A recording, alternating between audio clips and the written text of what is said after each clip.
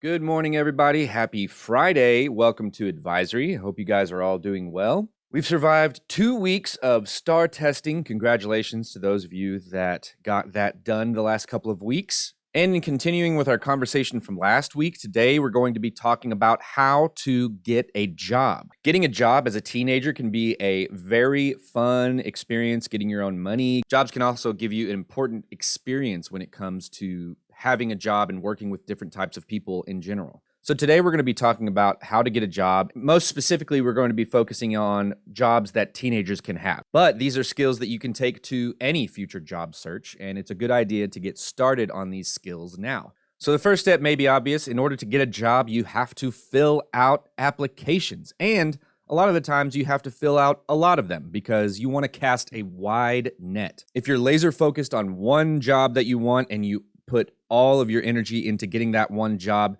and then you don't get it, then you have to start the whole process over. And so at the beginning of trying to get a job, filling out as many applications, whether it's in person or online, is a good idea. Another way that I've gotten a lot of my jobs over the years is simply walking up to people where you want to work and asking if they're hiring. Sometimes they'll advertise that they are hiring, but a lot of the times they need help and they might be in the process of looking for someone. And if you just walk in and ask, sometimes that can work too. Or at least they can get you started on the process for applying and getting hired on the job. But it's especially a good idea to follow up with a business after you've already filled out an application online or in person. If you just fill out an application and then send it and then just sit and wait, then you might be sitting and waiting for a long time. So it's a good idea to also go up to people and have conversations with them when it comes to whether or not they're hiring and whether or not you would be a good fit for the job. Especially at your age, you want to make sure that you understand the job requirements, all right? Is this a job that a teenager who is in school could have and could balance? Do they need some sort of resume, which you may not have work experience, but you have maybe academic experience or extracurricular experience, volunteer experience that you could put in a simple resume? You also want to find out whether or not the business requires that you have a state ID or a government-issued ID of some sort. It doesn't have to be a driver's license. A lot of the times it can be a passport or it can be just a non-driver state ID. But just make sure you know what the requirements of the job are before you spend too much time and energy applying for that job. Okay, so say that you have gotten a job interview and you have a meeting with the manager or with whoever might be hiring you. This is when you want to show your very, very best self. You want to make sure you're dressed well and appropriately. And those can be two different things, right? You want to dress nice. You want to make sure that you're well groomed and clean. But sometimes, some jobs may not require that you wear a full suit or a dress or something like that. If I'm applying to work at, say, Cane's Chicken Fingers, I'm probably not going to wear a full suit to the interview. I might wear a nice button-down shirt or like a polo, something similar to what they might wear on the job. Whenever you're speaking, you also want to make sure that you're not talking to folks like you would normally talk to your friends, where it's more casual. You want to be very clear and polite. Make sure you make eye contact. Eye contact is a great way to make sure that people know that you are paying attention to them. Before the interview, you can practice with basic interview questions. Why do you want the job? What do you see yourself doing here? What are your strengths? What are your weaknesses? Those types of things. But you also want to come with your own questions about the job or about the work environment, or anything that you might want to know before accepting the job yourself. One thing that is sure to happen in life and also in job searching is that you may get rejected. They may not hire you. Maybe you're not the right fit. Maybe they chose someone else. It's all good. It's all business, right? It's important not to take these things personally. And it's also a good reason to cast a wide net when you're applying for places, because it is very likely that you may not get a job that you want, and that's okay. There are other jobs out there. One thing you can do if you've been rejected by a job, if you have had a good conversation with the manager or the hiring person, is to ask maybe what you could have done better or what their suggestions are moving forward, if you think that would be helpful. But ultimately, just go in knowing that it's very possible that you will not get the job and to have other options ready. Rejection is unfortunately a part of life, but it's also very important to learn how to deal with rejection well. And it's not only important that you are a right fit for the company or the job,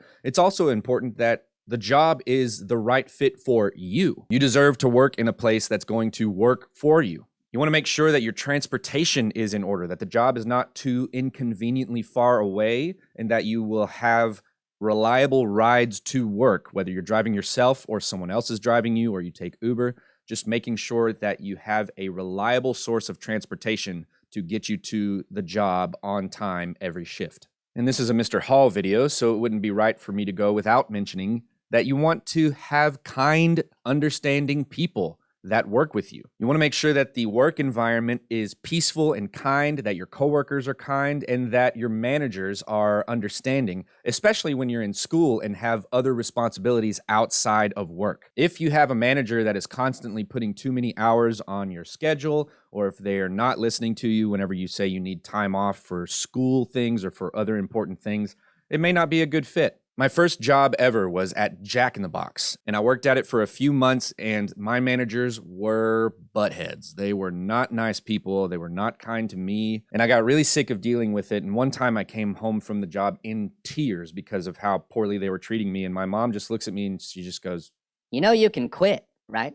And I thought, oh my gosh, I can quit. And I did quit. And then right after that, I found a much more fun job at the Fort Worth Zoo with people that treated me well. And I kept that job for 5 years through high school and part of college. You also want to make sure that the hours are balanced with the other things that you have going on, like school or other extracurriculars. And to some degree, you want to be interested in the work. It doesn't have to be like the most fun that you've ever had in your life. I've worked a lot of jobs, especially in food service, where it's interesting to a point, but it's really just getting things done, sending out orders, and going home at the end of the day. And so while it doesn't have to be like super exciting all the time, you should at least be interested in it enough to keep going back. So when you're thinking about a job or accepting a job, make sure that you think about whether or not the job is right for you.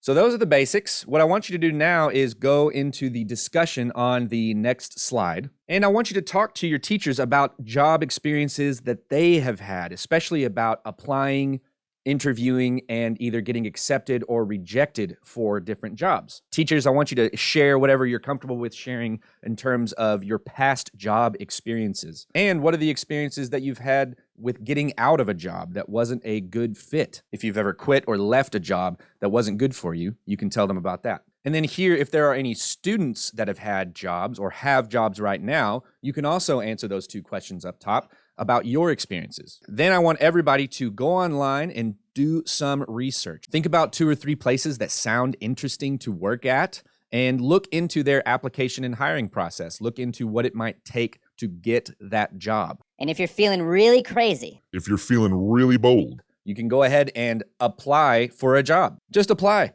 See what happens. You never know what may happen when you put yourself out there. But that's all from me for today. Enjoy this discussion. Enjoy your weekend. Be good to yourself and others, and I'll see you real soon.